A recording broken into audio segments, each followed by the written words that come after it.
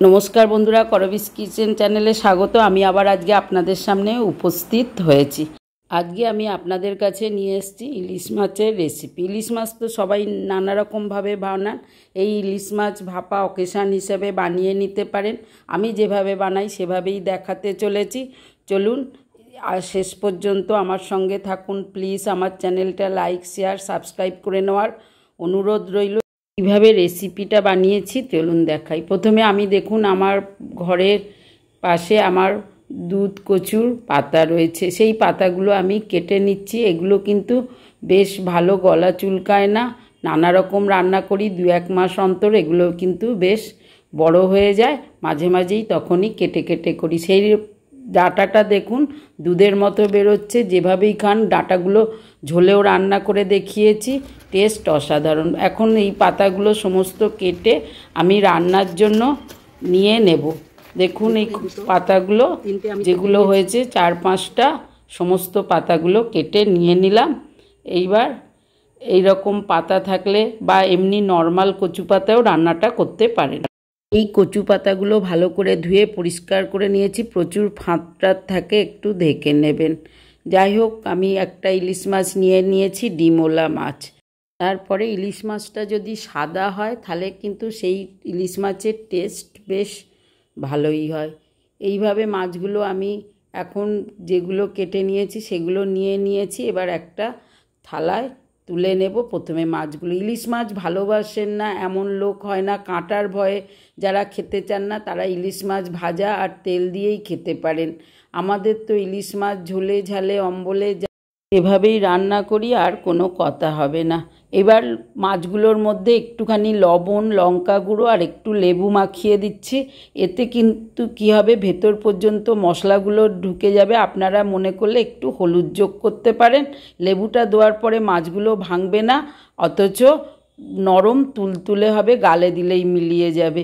আর ইচ্ছা হলে ডিমগুলো বার করে হালকা করে এই মশলাগুলো মাখিয়ে রেখে দেবেন। আমি তাই করেছি, কিন্তু দেখানো হয়নি।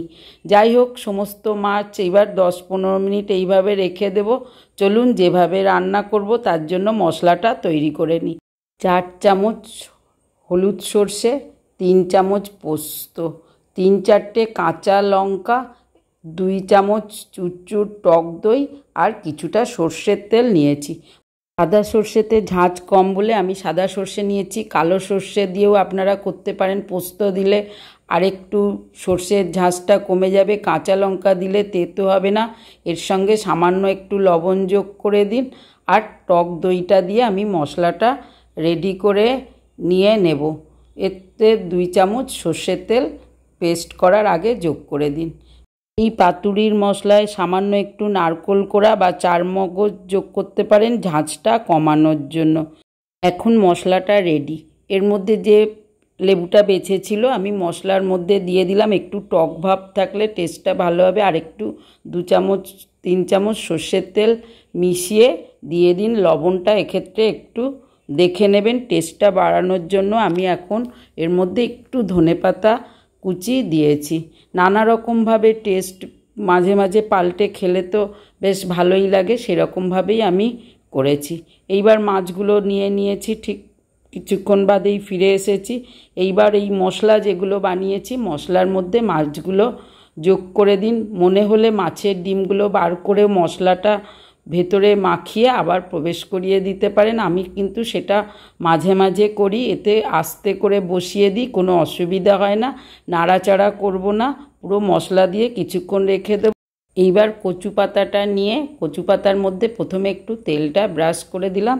দেওয়ার পরে এইবার আস্তে আস্তে ডিমটা দেখুন মশলা মাখানোর জন্য একটু বেরিয়ে গেছে, চেপে বসিয়ে দিন। মশলা দিয়ে দিন একটু, আর কাঁচা লঙ্কাটা যোগ করে দিন। মশলাটা একটু বেশি করেই বানাবেন, তা নাহলে কিন্তু 1 থালা ভাত নিমেষে হয়ে যাবে আর মশলাটা টানাটানি পড়ে।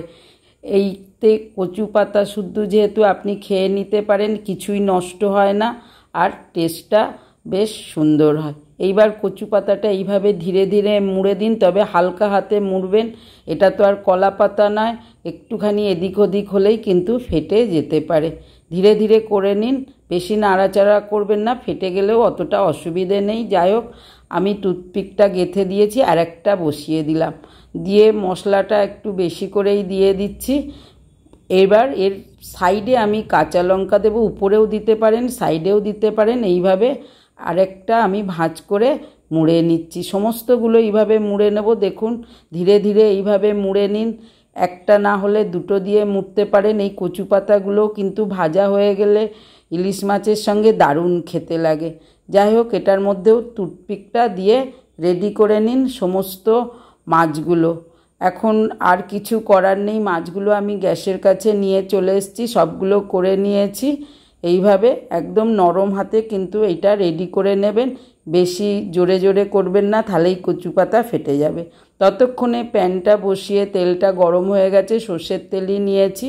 তেলটা বেশ গরম হয়ে যাওয়ার জন্য গ্যাসটা আস্তে আস্তে করে মাছগুলো বসিয়ে দিন। দুটো তিনটে করে, আমার যেহেতু ছোট প্যান নিয়েছি, আমি আস্তে করে বসিয়ে দেব সবগুলো। ধীরে ধীরে উল্টে পাল্টে এইবার 10-15 মিনিট ধরে ভেজে নিন। নাড়াচাড়া প্রথমে বেশি করবেন না, আস্তে আস্তে কষুক মশলাটা। দেখুন ভাজা হয়ে যাচ্ছে, একটু উল্টে দিন। 2-5 মিনিট বাদে বাদে উল্টে উল্টে দুপিটি ভেজে নিন। কলা পাতা হলে কিন্তু শক্ত হয়, একটু বেশি সময় লাগে। কচু পাতার ক্ষেত্রে পুরো তাপটা পায়, আর বেশ খাস্তাটাও, মশলাটাও মুচমুচে হয়, আর মাছটাও বেশ টেস্টি হয়। এইভাবে নাড়িয়ে নাড়িয়ে 10-15 মিনিটের মধ্যে আস্তে আস্তে ভেজে নিন। দেখুন মাছগুলো দেখতে পাচ্ছেন ঠিক এতটাই খাস্তা, মনে হচ্ছে আপনার মশলা বেরিয়ে যাবে। আসলে কিন্তু মশলা একটু আধটু জল বেরিয়েছে, কিন্তু মশলা খুব একটা বেরোবে না, কচু পাতার সঙ্গে মশলাটা চেপে বসে যায়। এইভাবে আপনার পাতুরিগুলো রেডি হয়ে গেল। আরও বাকিগুলো আছে, আস্তে ধীরে ভেজে নেব।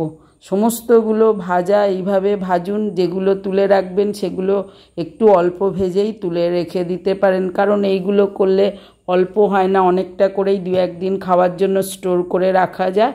তবে কাঁচা রাখতে পারবেন না, কচু পাতাটা নষ্ট হয়ে যাবে। এইভাবে বাকিগুলোই ভেজে ভেজে আমি তুলে নিচ্ছি।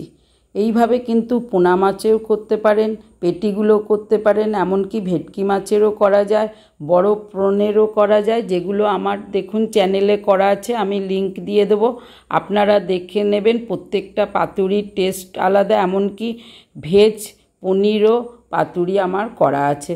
চলুন, এইগুলো সমস্ত রেডি হয়ে গেছে, এখন তুলে নিচ্ছি। কতটা খাস্তা আর কালারফুল হয়েছে নিশ্চয়ই দেখতে পাচ্ছেন। এবার বাকি তো হয়েই গেল, আর মাথাগুলো পড়ে রইল। মাথাগুলো কি করব, এগুলো আর পাতুরি করিনি, আমি ভেজে নিয়েছি, বেশ লাল লাল করে ভেজে মুচমুচে করে তুলে নেব। ব্যাস, এবার পাতুরি নিয়ে হাজির, প্লেটে পরিবেশন করে দিচ্ছি। গরমা গরম পাতুরি, গরম ভাতের সঙ্গে, পোলাওয়ের সঙ্গে, যার সঙ্গে খাবেন জমে যাবে। অকেশান হিসেবে এরকম রেসিপি আর কোনো কথা হবে না।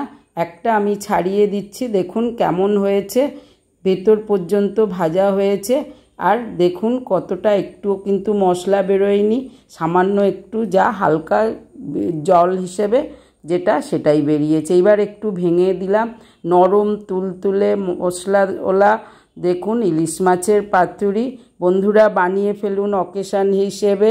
কেমন হয়েছে জানান, ভালো লাগলে আমার সঙ্গে থাকুন। প্লিজ চ্যানেলটা সাবস্ক্রাইব করে নেওয়ার অনুরোধ রইল। বেল আইকনটাও প্রেস করে দিন, যাতে এরকম রেসিপি সহজেই আপনাদের কাছে পৌঁছে যায়। আপনাদের সহযোগিতা আমার চলার পথটা সুগম করুক, এটাই আমার একান্ত কামনা। ভালো থাকুন, সুস্থ থাকুন, আবার দেখা হবে পরবর্তী রেসিপিতে। আজ আসি তাহলে কি বন্ধুরা, এখনও বানাবেন না? অকেশান হলেই এরকম একটি রেসিপি যে কোনো মাছ দিয়ে একবার বানিয়ে ফেলুন।